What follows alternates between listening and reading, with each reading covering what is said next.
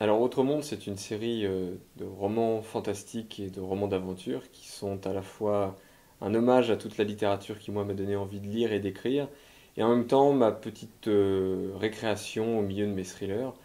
Et c'est une série qui me permet de raconter comment est-ce que une tempête assez surprenante euh, transformerait le monde, le changerait jusqu'à finalement laisser quelques rares survivants humains euh, pour, euh, pour constituer un nouveau monde avec d'une part les enfants, les pans, et d'autre part les adultes et cyniques.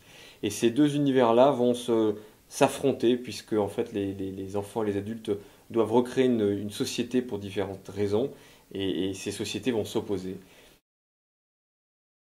C'est une série initiatique mais dans laquelle j'ai eu envie euh, de mélanger d'abord le grand divertissement, c'est avant tout un roman plaisir-aventure, et en même temps, j'aimerais bien que les lecteurs de tout âge, y compris les plus jeunes, puissent s'interroger, se dire, tiens, mais c'est vrai, pourquoi est-ce que les enfants prennent cette décision-là? Pourquoi cette société-là? Qu'est-ce que moi j'aurais fait si j'avais dû prendre les décisions qu'ils prennent?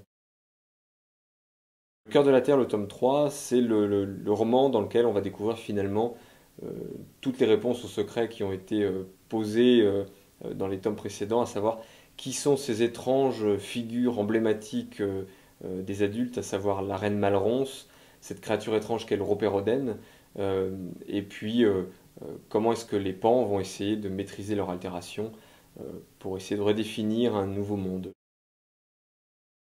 Dans le tome 3, on retrouve un petit peu plus d'action encore que dans les précédents.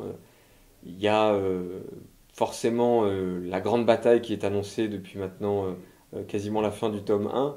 On n'y échappe pas. En revanche, je pense que son issue pourra surprendre plus d'un lecteur. Ce qui, moi, était important, c'était de faire une mise en place dans le premier tome, de montrer quel est cet univers-là, qui sont les personnages, les tenants, les aboutissants. Dans le tome 2, d'aller un peu plus loin et de vraiment, cette fois-ci, rentrer dans le détail des personnages, y compris surtout des cyniques et de cette reine Malronce, et du Ropérodène qui pourchasse certains des personnages héroïques. Et puis le tome 3, c'est la résolution de toutes ces histoires, et surtout c'est la réponse à toutes les questions qu'on se pose. L'idée des pans, c'est venu tout simplement lorsque je me suis demandé comment caractériser un groupe d'enfants qui serait à la fois l'innocence et en même temps qui serait la réflexion sur ce qu'est l'innocence et la maturité. Et les pans, c'était un hommage à Peter Pan, ce garçon qui ne voulait pas grandir, puisque très vite les enfants d'autres mondes se rendent compte que plus ils commencent à grandir, plus ils se rapprochent d'un âge à peu près adulte, et plus ils ont l'impression qu'ils vont trahir les leurs pour devenir à leur tour des adultes euh, cyniques. Et c'est comme ça qu'ils ont décidé d'appeler leurs adversaires. Autre Monde, c'est une trilogie pour commencer. Il y a le tome 1, 2, 3 pour raconter l'histoire avec une vraie fin. Et en réalité, il y en aura encore 4 autres derrière.